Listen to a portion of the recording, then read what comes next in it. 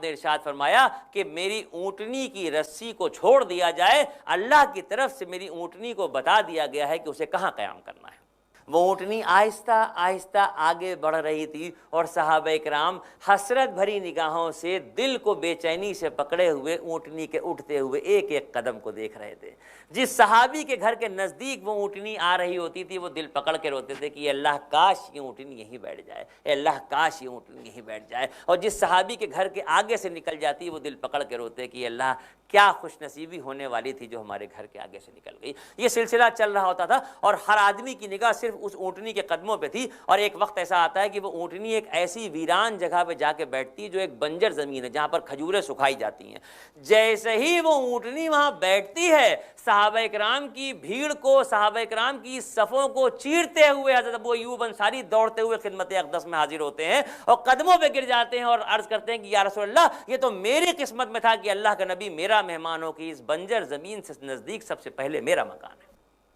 یہ سعادت حضرت ابو ایوب انصاری کے دل میں حصے میں آتی ہے۔ آپ صلی اللہ علیہ وسلم نے 6 مہینے حضرت ابو ایوب انصاری کے گھر پہ قیام کیا۔ 6 مہینے کے بعد آپ نے صحابہ اکرام کو جمع کیا اور پوچھا کہ یہ زمین کس کی ہے جہاں پر میری اونٹنی بیٹھی تھی۔ تمام کے تمام صحابہ اکرام کا مجمع تھا وہاں پہ، لیکن صاحب حیثیت جو 5 صحابی تھے ان میں سے ایک صحابی وہی اسد ابن زرارہ ہیں جو کھڑے ہوتے ہیں، عرض کرتے ہیں کہ یا رسول اللہ یہ تو پتہ چلے کہ آپ کیوں پوچھ رہے ہیں کہ یہ زمین کس کی ہے؟ آپ فرماتے ہیں کہ ہم اس زمین کو لینا چاہتے ہیں۔ اسد ابن زرارہ کہتے ہیں کہ اللہ کے نبی یہ زمین ہم آپ کو ہدیتاً دیتے ہیں۔ آپ نے فرمایا کہ پہلے یہ پتا چلے کہ یہ زمین کس کی ہے۔ تو اسد ابن زرارہ کہتے ہیں کہ اللہ کے نبی 2 یتیم بچے سہیل اور سہیل کی یہ زمین ہے، لیکن پورا مدینہ شہر یہ جانتا ہے کہ یہ دونوں بچے میری کفالت میں ہیں۔ اے اللہ کے نبی، چونکہ آپ کو یہ زمین پسند ہے لہٰذا ہم آپ کو ہدیتاً یہ زمین دیتے ہیں اور ان دونوں یتیم بچوں کو مدینے کا فلاں باغ دیے دیتے ہیں۔ بات سمجھ میں آتی ہے؟ یتیم بچوں کو وہ باغ دے دیتے ہیں، یہ زمین آپ کو پسند ہے تو آپ کو دے دیتے ہیں۔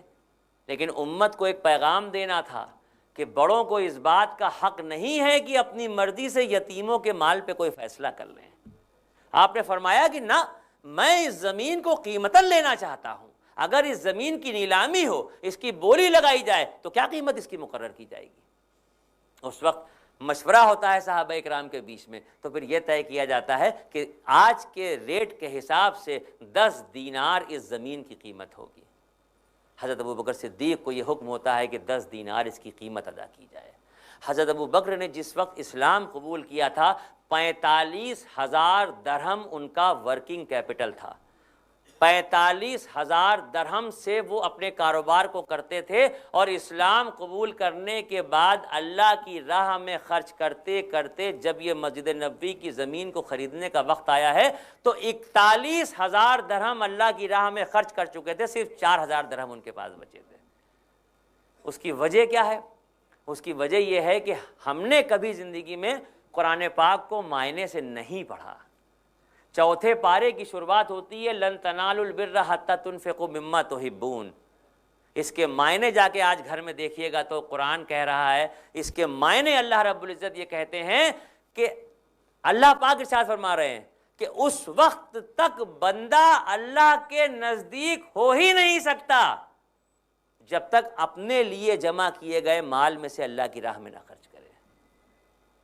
ہمیں لگتا ہے اللہ کو پانے کے لیے نمازیں ہیں، اللہ کو پانے کے لیے روزہ ہے، اللہ کو پانے کے لیے حج ہے جس کے لیے آپ جا رہے ہیں، اللہ کو راضی کرنے کا تو یہ ارادہ ہے جو سفر ہو رہا ہے، یہ سفر تو صرف اللہ کی رضا کے لیے ہو رہا ہے نا۔ لیکن یہاں پر 4 پارے میں خود اللہ کیا ارشاد فرماتے ہیں کہ اس وقت تک بندہ خدا کے نزدیک ہو ہی نہیں سکتا جب تک اپنے لیے جمع کیے گئے مال میں سے اللہ کے لیے نہ خرچ ہو۔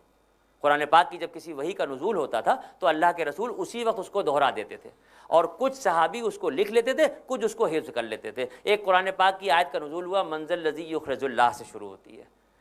اس آیت کے معنی ہیں کہ اللہ پاک بندوں سے کہہ رہے ہیں کہ تم مجھے قرض دو، میں تمہیں بہتر بدل دوں گا۔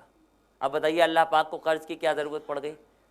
اللہ پاک کو کوئی ٹینڈری تو لگانی نہیں ہے، کوئی مال بھی نہیں بنانا ہے، اپنے اس بندے سے جس کو دنیا میں نوازا ہے اس سے قرض مانگ کے دوسرے بندے کی مدد کرانے کے لیے اس آیت کا نزول ہوا۔ ایک صحابی मासूमियत से खड़े होते हैं, ए अल्लाह के नबी, अल्लाह रब्बुल इज़्ज़त हम बंदों से कर्ज मांग रहे हैं।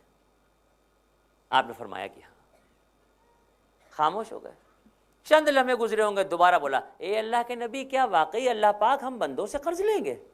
आपने इरशाद फरमाया कि हाँ। नहीं रहा गया, तीसरी बार खड़े, ए अल्लाह के नबी, हाथ जोड़ के, ए अल्लाह के नबी, सिर्फ एक बार और बता दें, क्या वाकई, मेरे समझ में नहीं आ रहा, यकीन नहीं कर पा रहा हूँ, एक बार और सिर्फ बता दें, क्या वाकई अल्लाह रब्बुल इज़्ज़त हम बंदों से कर्ज मांग रहे हैं? तो आपने फरमाया कि अभी जिब्राइल आए, अभी उन्होंने इस कुरान के अल्फाज हमें पढ़ाए, तुम बार बार पूछ रहे हो किसी बात का शक है तुम्हें? कहा या रसूलल्लाह कोई शक नहीं है, दिल को मजबूत करना चाह रहा था, अपना हाथ आगे बढ़ाइए। अल्लाह के नबी का हाथ आया तो उस पे ऐसे हाथ रखा और कहने लगे, ए अल्लाह के नबी, मदीने में फला जो खजूरों का बाग है जिसमें 600 दरख्त हैं, वो मेरा बाग है, उसी बाग की आमदनी से बहुत अच्छी ज़िंदगी गुजार रहा हूँ, और उसी बाग के बीच में मेरा एक मकान है जिसमें बीवी बच्चों के साथ खुशहाल ज़िंदगी गुजार रहा हूँ। लेकिन जब कुरान की इस आयत का नुज़ूल हो गया, उसके अल्फाज मेरे कानों में पड़ गए, तो फिर ए अल्लाह के नबी, मैं आपको गवाह बना के अपना वो बाग और वो मकान अभी और इसी वक्त अल्लाह को कर्ज दे रहा हूँ। ये कह के हाथ छुड़ाया और दौड़े, यहां से अपने घर पहुंचे, बाग की मेड़ के अंदर नहीं गए, बाहर खड़े हुए, और बाहर खड़े होकर बीवी को आवाज दी कि बच्चों की मां, कुरान की इस आयत का नुज़ूल हो गया है, बच्चों को लेके बाहर आ जाओ, मैंने ये मकान और ये बाग अल्लाह को कर्ज दे दिया। बीवी भी एक सहाबी की बीवी थी। इस दौर की बीवियां तलाक मांग लें, सब लुटाए आए, हमको क्या खिलाओगे? लेकिन ईमान इस दौर का नहीं, ईमान उस दौर का था। वो भी रसूलुल्लाह की सोहबत की थी। आगे बढ़ के आई, बच्चों की उंगलियां पकड़ के मुस्कुराती हुई कहने लगी, मुबारक हो, आपको बड़े नफे का सौदा किया है। ये ईमान की हरारत पैदा हो सकती है हमारे अंदर, ये जज्बा पैदा हो सकता है हमारे अंदर। इस जगह पर जो जगह आपने खरीदी थी, जब आपने ये जगह ले ली तो सहाबा किराम को ये लगा कि शायद अल्लाह के नबी चूँकि अबू अय्यूब अंसारी के घर में रहते हैं, लिहाजा अपने रहने के लिए मकान बनाएंगे। लेकिन आप सल्लल्लाहु अलैहि वसल्लम ने फरमाया कि नहीं, यहाँ हम एक मस्जिद की तामीर करेंगे। दुनिया के नक्शे पे सबसे पहला आर्किटेक्ट नुमाया हुआ, और हमारे नबी ने खुद मस्जिद नबवी का नक्शा बनाया, और नक्शा बनाने के बाद जब सहाबा इकराम से कहा कि इस मस्जिद की तामीर करनी है, तो आपने इरशाद फरमाया कि किसी और की तरफ न देखो, खुद अपने बाजुओं पे भरोसा करो, आओ हम खुद मिलकर इस मस्जिद की तामीर करते हैं। आमतौर पे होता यह है कि जब कोई बड़ा आदमी होता है, मर्तबे में बड़ा हो, ओहदे में बड़ा हो या हैसियत में बड़ा हो, तो वो अगर कोई निज़ाम बनाता है तो उसके जानने और मानने वाले उस काम को करते हैं, वो बैठ के देखता है। ऐसा होता है ना भाई?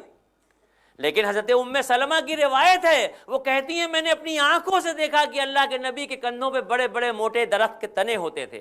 अल्लाह के नबी मोटे मोटे पत्थरों को उठा के ला रहे होते थे। अल्लाह के नबी के दामन में मिट्टी भरी होती थी, अल्लाह के नबी मिट्टी उठा उठा के लाते थे, और सहाबा इकराम के साथ मिल के इस मस्जिद की तामीर कर रहे थे। आप सल्लल्लाहु अलैहि वसल्लम ने मसावात का जो दर्स दिया है उम्मत को, कोई किसी के सामने छोटा बड़ा नहीं है, किसी को जलील और हकीर निगाह से ना देखो। इन्फाक फी सबीलिल्लाह और एक दूसरे की मदद का जो दर्स अल्लाह के रसूल ने दिया है, अगर हम उससे गाफिल हैं तो आज हमें जाग जाना चाहिए, आज हमें समझ लेना चाहिए कि हमें किस तरह की ज़िंदगी गुजारनी है। आप सल्लल्लाहु अलैहि वसल्लम सहाबा इकराम के शाने से शाना मिलाते हुए उस मस्जिद नबवी की तामीर करते हैं। ये मस्जिद नबवी जो आज आप देख रहे हैं, जहाँ पर गुंबद खज़रा बना हुआ है, इस मस्जिद की तामीर उस ज़माने में हुई थी तो उस अंदाजे से हुई थी। लेकिन आज मैं आपको ये बता देता हूँ कि उस ज़माने में पूरे मदीने शहर की आबादी जितने हिस्से में थी, पूरे मदीने शहर की आबादी जितने हिस्से में थी, आज उतने हिस्से में सिर्फ मस्जिद नबवी बनी हुई है। पूरे मदीने की आबादी वाला जो एरिया था जिसमें सारे सहाबा इकराम रहा करते थे, आज उतने हिस्से में सिर्फ मस्जिद नबवी है। देखिए, यूं तो पूरी मस्जिद नबवी ही अफजल है, आप किसी भी दरवाजे से दाखिल हो, लेकिन दो बातें हैं यहाँ पे। अब मैं आपको दुनियावी एतबार से थोड़ा सा जोड़ के लेके चल रहा हूँ। यहाँ तक का जो मैं बयान कर चुका हूँ, इसके बाद अब क्या है कि आप ये महसूस करें कि आप लखनऊ से जहाज़ में बैठ के मदीने शरीफ पहुँचे हैं। पहले जहाज़ मदीने शरीफ जाता है, अब मदीने शरीफ आप पहुँच गए हैं। अब अल्लाह के नबी आगे आगे चलेंगे और आप उनके पीछे पीछे चलेंगे, सारे अरकान अदा करते हुए। यानी इस मस्जिद नबवी के लिए जब आप मदीने पहुँच जाएंगे, अपने कमरे पर पहुँच जाएंगे, सामान रख देंगे, कमरे में जहाँ ठहरेंगे गुस्ल करके नए कपड़े या साफ कपड़े पहन के जब आप वहाँ से निकलेंगे تو جب آپ وہاں سے اپنی رہائش سے مسجد نبوی کی طرف چلیں گے تو ادب اور احترام یہاں پر بہت لازم ہے، اس لیے کہ ہر راہ کو دیکھیے الفت کی نظر سے، ہر راہ کو دیکھیے الفت کی نظر سے، شاید کہ وہ گزرے ہوں اسی راہ گزر سے۔ آج آپ کی قسمت کی بلندی کا ستارہ آسمان تک پہنچا ہوا ہے کہ آج اس مقام پہ آپ کو پہنچنے کا ملا ہے موقع جہاں پر ہمارے آقا کا دیدار عام ہوا کرتا تھا کبھی۔ یوں تو مسجد نبوی کے سارے ہی دروازے افضل ہیں، آپ کسی بھی دروازے سے داخل ہوں، اور ہاں آپ کسی بھی دروازے سے داخل ہوں تو مسجد میں قدم رکھنے کے بعد اس بات کا خیال رکھیے گا، ذہن میں اس بات کو تازہ رکھیے گا کہ آپ جس دروازے سے بھی داخل ہوئے ہوں وہاں سے داخل ہونے کے بعد روضہ رسول تک پہنچنے کے لیے مسجد میں جب آپ چلیں تو ادب اور احترام سے چلیں، کیونکہ نہ جانے کون کون سے صحابہ اکرام کے گھروں سے ہوتے ہوئے آپ روضہ رسول تک جا رہے ہوں گے۔ سارے مکان تو وہیں بنے ہوئے تھے، بستی تو وہی تھی نا۔ اب بات آتی ہے کہ آپ اپنی عبادتوں میں افضلیت کیسے پیدا کرتے ہیں۔ دیکھیے آپ جو یہ سفر کرنے جا رہے ہیں، نہ یہ آپ کی رشتہ داری کا سفر ہے، نہ یہ کاروباری سفر ہے، نہ یہ پکنک کا سفر ہے۔ اس سفر میں ایک ہی سنگل پوائنٹ آپ کا یہ ہے کہ آپ اللہ کو راضی کر لیں، رسول اللہ سے شفاعت کے طلبگار ہو کے جائیں اور اپنے آپ کو بخشوا کے جنت کا کنفرمیشن لے لیں۔